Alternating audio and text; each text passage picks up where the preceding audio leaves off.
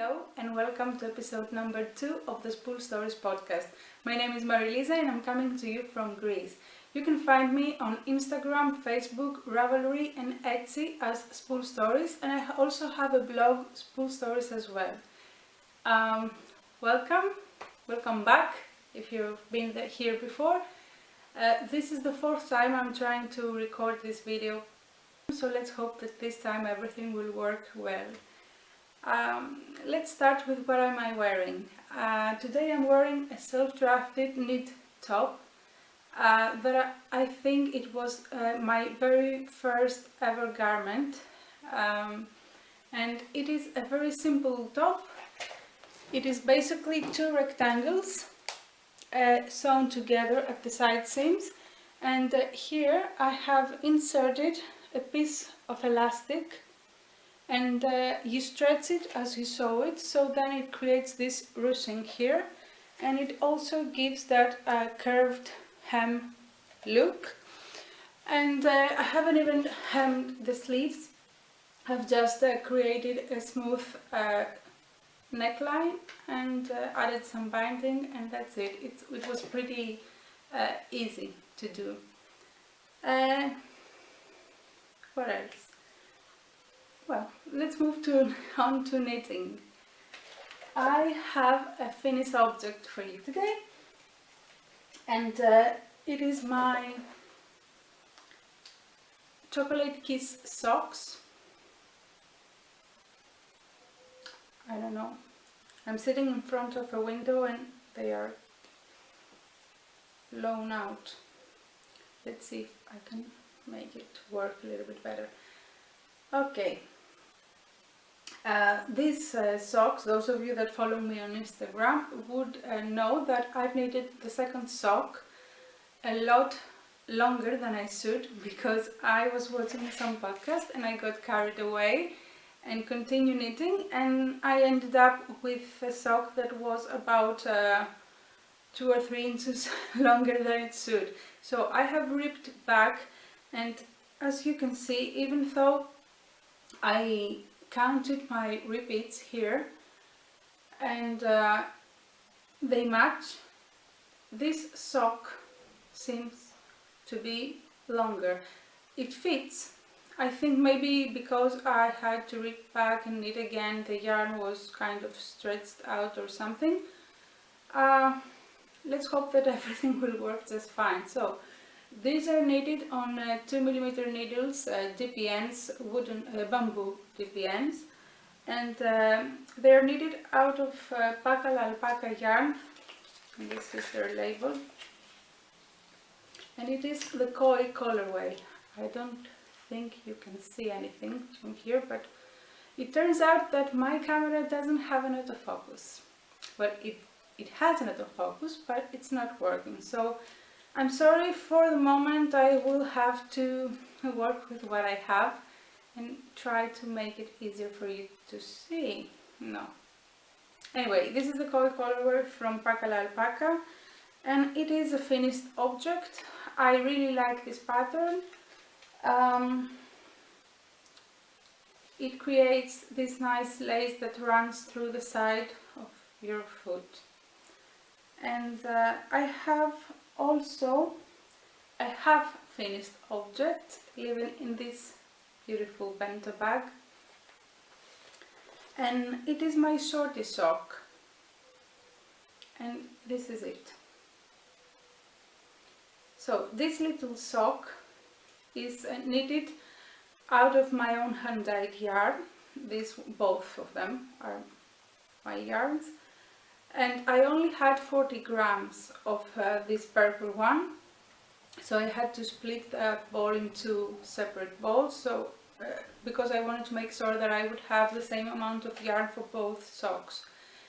So this looks kind of funny because the contrast color should start about here where the Tote creases start, but I ran out of yarn, so it had to start a lot earlier. But I don't mind.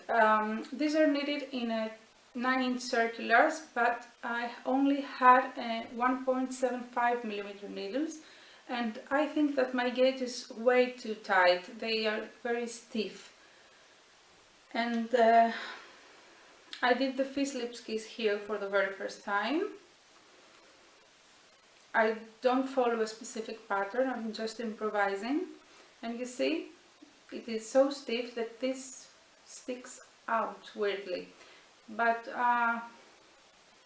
they fit, so I hope that everything will be fine. I did something different in these socks. I usually do a rounded toe, and those of you that are not familiar with it, you knit it together and then you knit 2 stitches and then you SSK, and that creates that seam here. In this sock I did the knitted together and the SSK without the 2 knit stitches between, and that created a more narrow seam line. And I do like how it looks, but I am thoughtful about how this will wear, because I am afraid that even though this seam is narrower, it seems to be more visible, and I'm afraid it will irritate my toes. I don't know, we'll see. And I haven't cast it on the second sock yet. I needed a break from those needles. They are fast, those 9-inch circulars, but they do cause me pain in my hands, and because the metal that you have to grab onto is so small. I think that this, with the fact that my needle was very small, it was only 1.75, so my gauge was tight, this was making my life difficult. I will have to try the 9-inch circulars on a bigger size needle, and then I think I will make my mind whether I like it or not.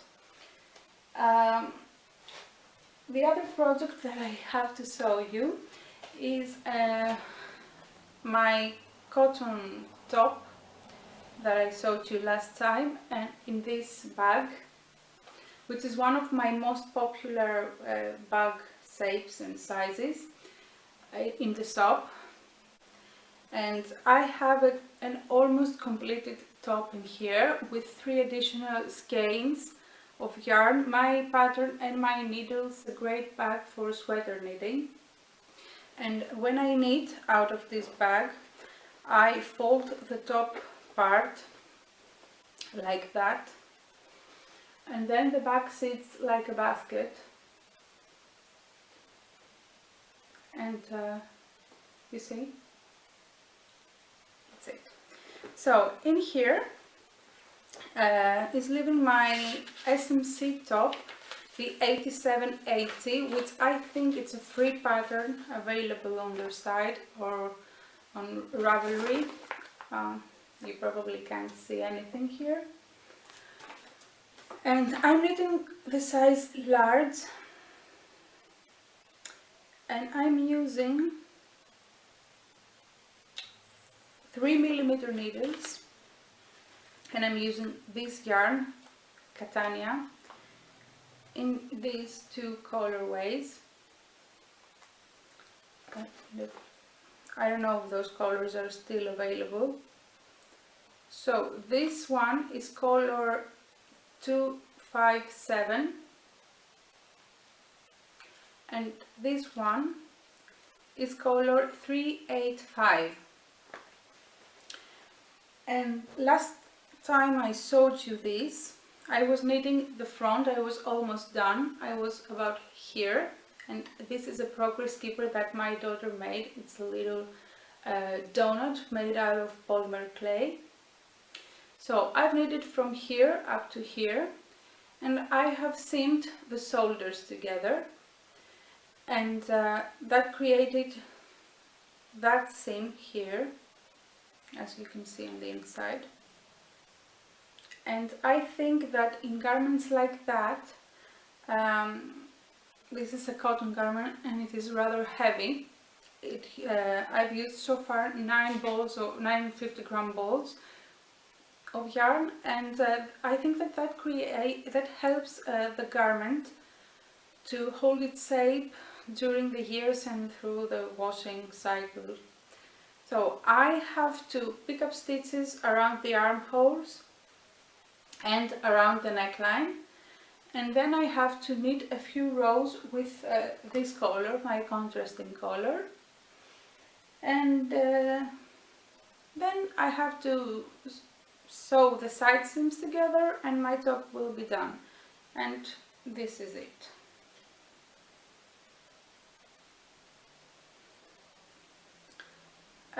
What else is there to say about this? Well, it's not really much left to do here, but as I've said before, I don't really enjoy working with cotton yarn, so this is why it's not done yet. I think this shouldn't be more than an afternoon work,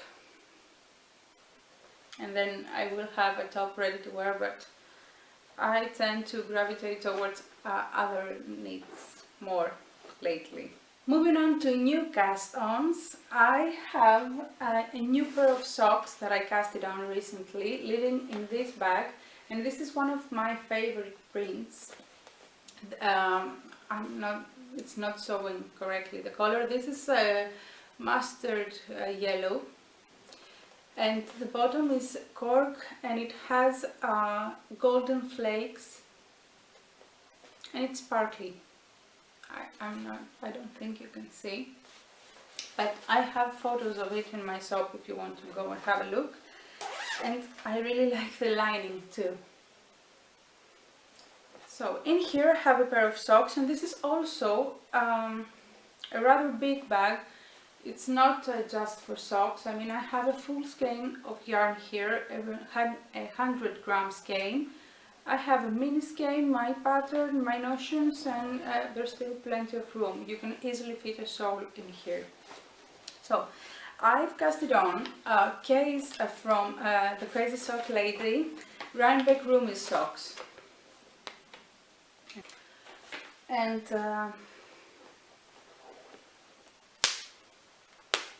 I'm always using those TPN holders. And this is how much I've done so far. And I really like this pattern. It's a 4-row repeat, and it's very easy to memorize.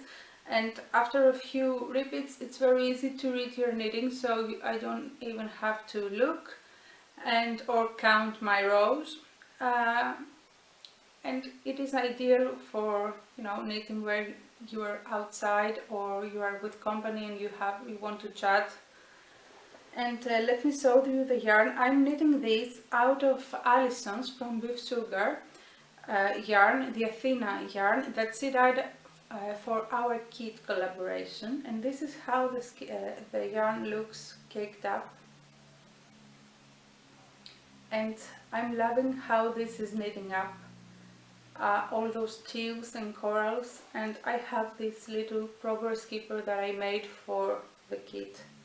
It's a little cell progress keeper, and this is the main color, and this here, I go the needle. This is the contrasting color, and I really like it. It's so nice. I don't know if I can show you. Yeah. And in my bag I also have a coordinating lavender sachet, and I like to put this coordinate sachet in all of my bags so that your knitting is smelling beautiful all the time. And my last cast on is living in this gorgeous basket, which is a pattern by Shannon Cook, who's so very Shannon, and this is a free pattern available on her website, and I have this pattern I think since the day she released it, but I only made that a year ago because I wanted a big basket to hold my my yarn for my What the Fade Soul by Andrea Murray, because there were many skeins involved in that soul, and I knew that it was brioche, and I hadn't done brioche before, and I knew that there was no way that I would carry this yarn around with me, this project around with me. So I made this, and this is living in my living room next to my sofa, and it has a big pocket on the front. It is a reversible basket, and it has a big pocket here too, and you can turn it inside out and have both ways. So I have casted on the Aura Shawl by Caitlin Hunter, and for this shawl I dyed up the yarn myself, as I showed you last time, and these are my colors, and this is how my yarn looks all caked up. This is it, and I am so happy with the result. I mean, this is a beautiful silver grey with grey and black speckles, and this is an undyed yarn that I just speckled with all the colors that are included in the shawl. So it has grey and black speckles, pink, purple. I don't think you see how beautiful it is. I am very satisfied with the result. And let me show you how it looks. This is what I have so far.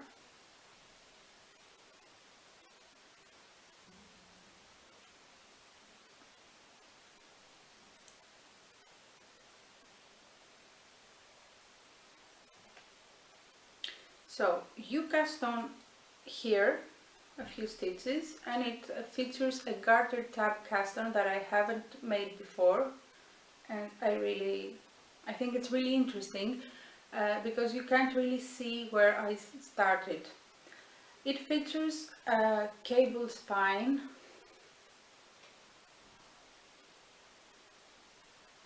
and you start with some stockinette section, and then you have some stripes, and then an eyelet section, and then some more stripes. And as everybody says, Caitlin's patterns are so well explained, you never have to second guess what she wants to say, and I think they're ideal even for a beginner knitter. So this is not a very complicated pattern. It's very easy to memorize. I did though manage to mess up in the eyelet section about here, and I had to repack about 6 rows because I have misplaced my yarn overs, and I've only noticed that when I have moved on. But it is really easy. It's easy to memorize. And so far I have knitted the kabook hat by Caitlin, and I have done the whole lace section of the Tanya sweater, which I had to rip out, of course, because it was too big. But I have to say that every pattern of hers that I have knitted so far, and this is the third one, was very well explained, very well written, and very easy to memorize. So I think that this is very important for a designer, especially for an indie designer, that you know, you get a pattern and you pay, I don't know, $7, $8, $10 per pattern, and personally I think that every cent is worthwhile spent. But I do get frustrated when I find mistakes, and you know, many things sometimes are supposed to be self-explained. Well, I want it to be explained. not self-explained. So also here I have a Sweet Progress Keeper, which is from So Sweet Violet Jewels, and these are sparkly stars in there, and I'm very satisfied with my colors, with my color choices, and with how my colors turned out, especially with this here. This is exactly as I wanted it to be, as I have imagined it. If I was to change anything, I would probably change this color here. Originally I wanted a more muted shawl, but it's not finished yet, and because this is a very small portion of it, we'll see. I'm sure I will get a lot of wear out of it anyway. This is a very enjoyable knit. This is basically the project that I gravitate towards the most, and I enjoy it a lot because it's simple yet interesting enough to, you know, to want to knit it and not get bored. And I think that's all for knitting for today. Do I have anything else?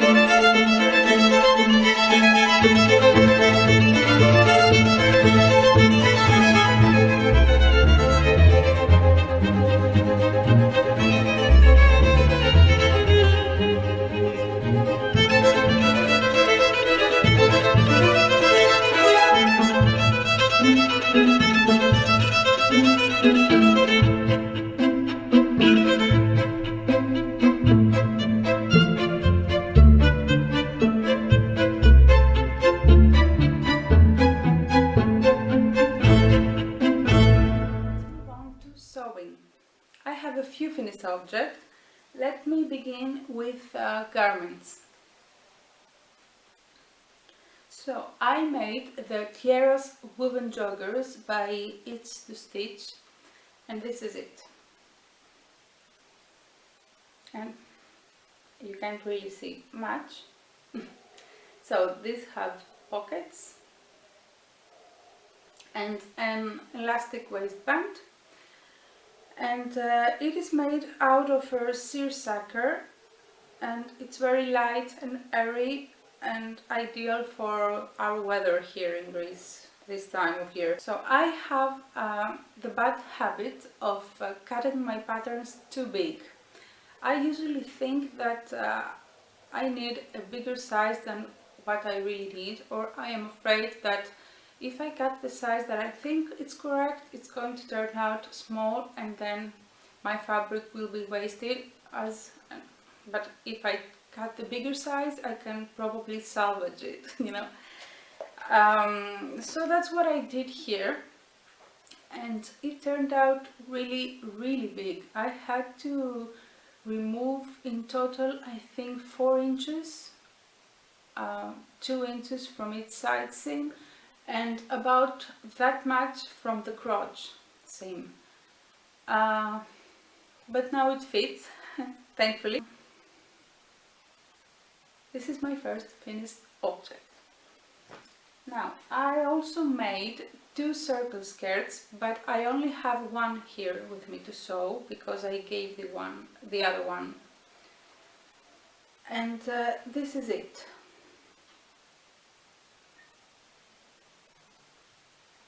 So this is just a very basic circle skirt. It has a seared elastic on the top, and for this skirt I used Dana's from Made Everyday tutorial, which is really step by step and very helpful.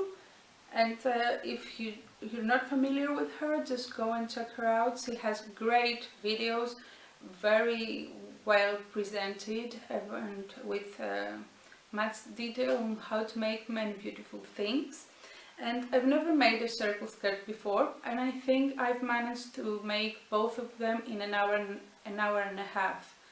And this is made for my daughter, and the other one was made for a friend of hers, because her class, she graduated elementary school this year, and her class with her English teacher danced a theme from the movie Grease, so she wanted to have a circle skirt. And then, what else have I done? Yeah, well, a year ago I decided to sew the Laurel dress by Colette Patterns, and as I said, I have the tendency to cut my patterns big, but that wasn't the case this time. I did follow the instructions, and I often retake my measurements, and I also I'm checking with the pattern sizes and what the finished garment measurements are, and I did cut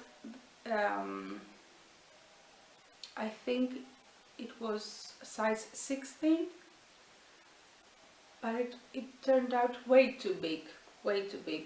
And this is my muslin, and well, you can't really see many things from here, but this is a fabric that I was given by a friend's grandma, and I have no idea what it is. It is a very nice fabric. It has a very nice feeling to it and a very nice drape, but this is a tealy blue that I really adore as a color, but doesn't suit me at all. So I decided to use this fabric as a muslin. So this garment is a very simple garment. It's 3 pieces only. Well, it doesn't have sleeves because I wanted to have a sleeveless dress. If you use the sleeves, you have 2 more pieces. You have a front and 2 back pieces, and it features an invisible zipper. It has 2 darts here in the back and 2 bust darts. And because it turned out too big, and it was at a time that I had a few failures in my sewing, I was really disappointed, and I just put it away. And I decided to, to just do some clearance in my stash and see what it is that I will make and what it is that I will, give away, or anyway move on. And I have tried this on again, and I noticed that even though it's big, the darts were in the correct place, so I just went ahead and just took in the side seams and see what happens, and it worked. So I was pretty satisfied just with taking these side seams. So I have cutted my main yarn, and I will make this out of some chambray, and this is it. This is a grey-blue chambray with some colorful threads running through. It has yellow and red and some green. I don't think you can see that. I really like chambrays, and this one in particular has some you know, this nice touch of color into it. So I am going to make the L'Oreal dress out of this fabric. I have already cut my pattern pieces, so I only have to sew that up, and it shouldn't take more than an afternoon. And okay, the last garment that I have to show you is the Datura Blouse here that I've talked about before, and I'm sewing this out of an Atelier Brunet fabric. This is the Moonstone colorway. No, the Moonstone is the fabric, pink is the colorway, and this is it. This is the yoke. It is fully lined, you know, and I have yet to attach the bias binding around the points here of the yoke. And I have also made the bodies.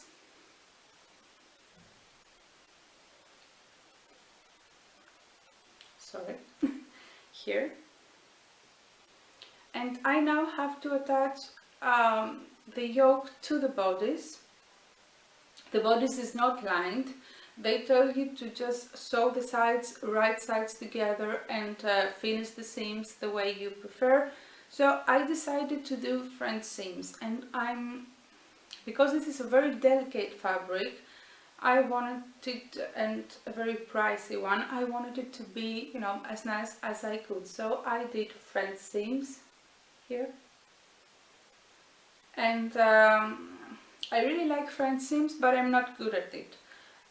No matter how hard I try, I always seem to get bits of thread on the right side.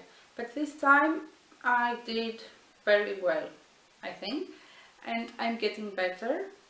So I have to attach the bodice to the yoke, hem my top, and add the bottoms, and I will be ready. This is not a difficult project, but because the fabric is so delicate, you can't really, you know, rip back if something doesn't go well. So I tend to only work on this if I'm very calm and relaxed, and usually if no one else is home, because when I get distracted I make mistakes, and this will leave marks in this fabric. So this is all I have as far as garments are concerned, but I do have a few more things sewn for you to see. This is one of them. Okay, this basket I'm in love with. I've made this pattern many times before. This is the divided basket by Anna Graham from Needlehead. It has two big pockets in the front and one divider in the middle. And Anna gives you guidance on how to make this basket without the divider, or how to customize your pockets accordingly to what you want this basket to be used for. And for this baby I was asked to make a basket. I also did a burlap, I think that's how it's called, a burlap cloth. And this is made out of cotton, and on the back it has this waterproof towel, so you stay dry. And this is used, you know, you put it on your shoulder, and it has this curve here that helps the cloth stay in place. And I also did a coordinating small little bib, which has a beautiful heart snap closure. And I did also one of my favorite bandana style bibs, which is a cotton on the front and a flannel on the back, and this is a triangle, sorry, and it has a buttonhole on one side, and then you thread the other side through the buttonhole, and this is how it is. And I really enjoy making this baby stuff. I'm making a lot of them, and this is the kind of stuff I'm selling at local fairs and exhibitions that I participate to. So I have made this basket so many times, and even though Anna demonstrates this basket as a yarn basket as well, I've never thought to make one for the shop. And actually those baskets have many uses, and they fit many things. It's very big. So I think I will make some for the shop to use them as yarn baskets as well.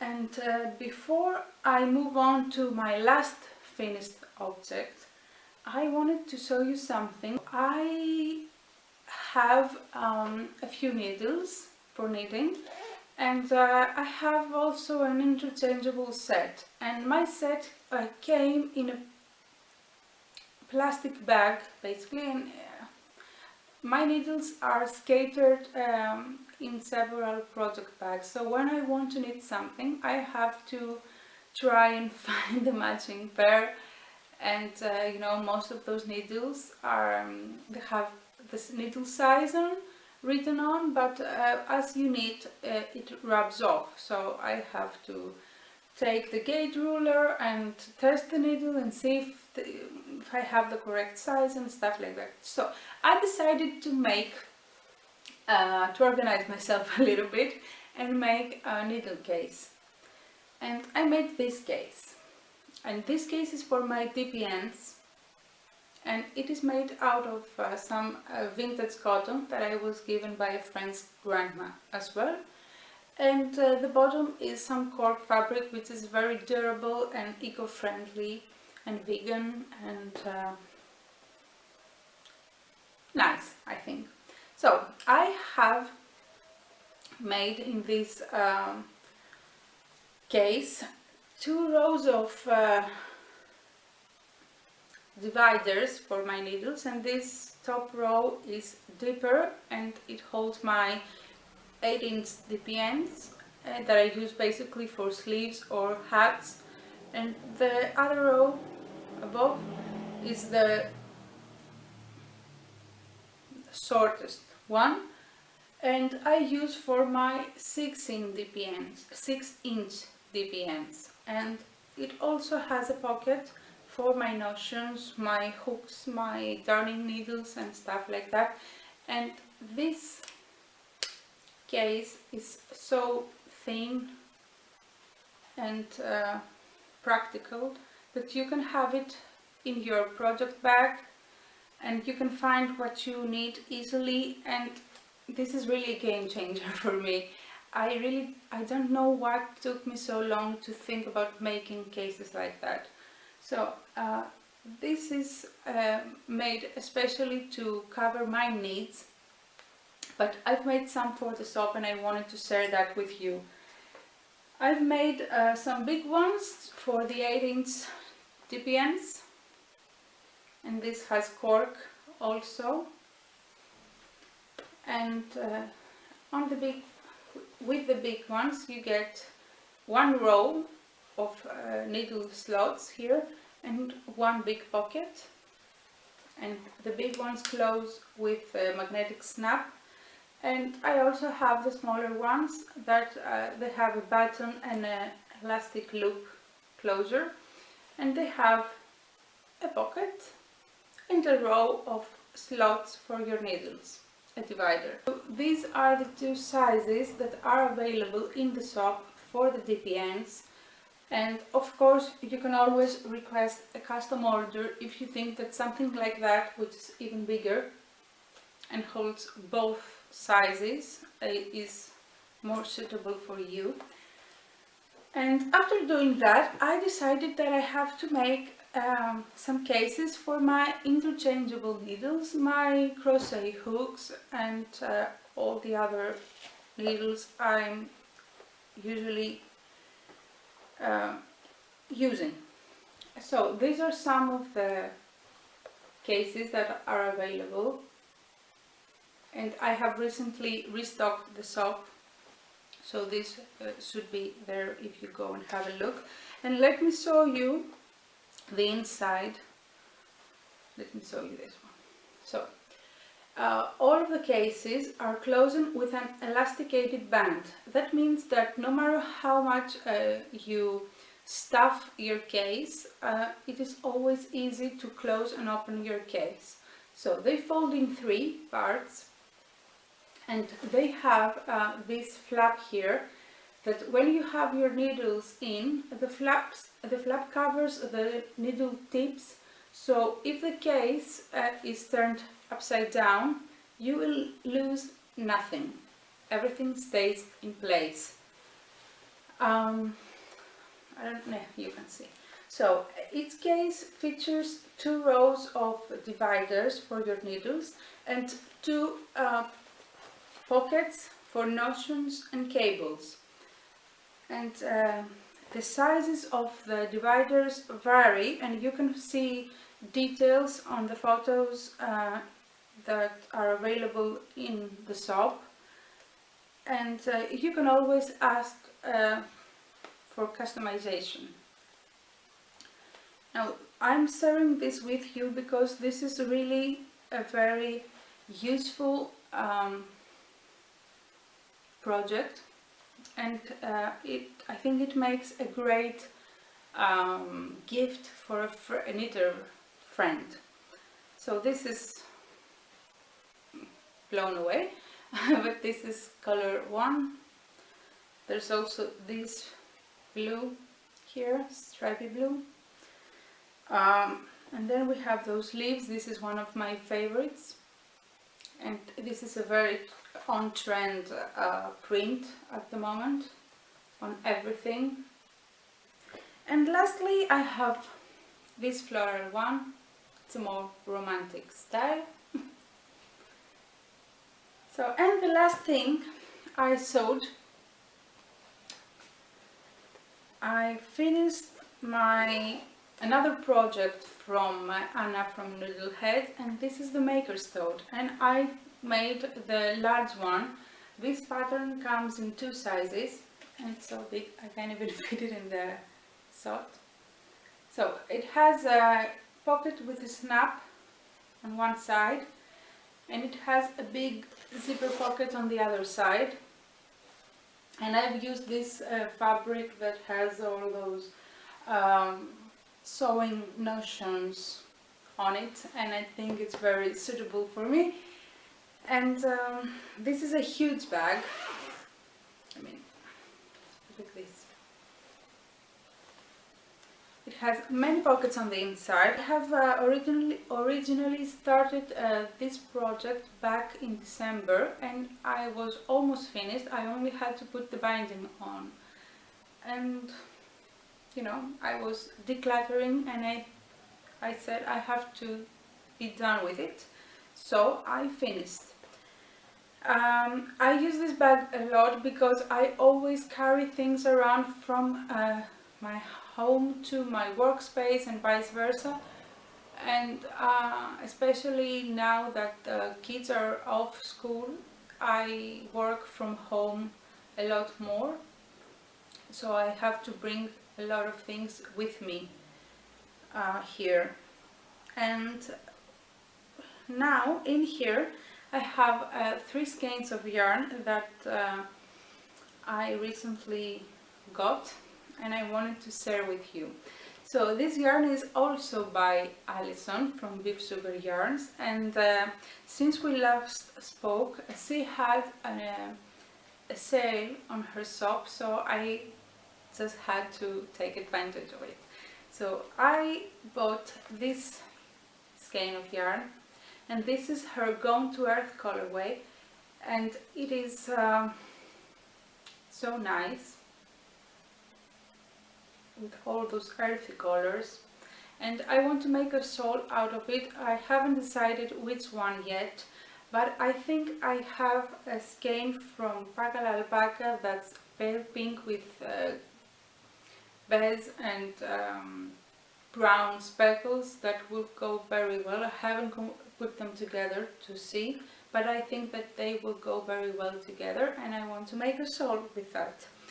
I also got this skein here that I had my eye on it for a long time, and this is the Evermore colorway, and it is a pale blue, purple, pink.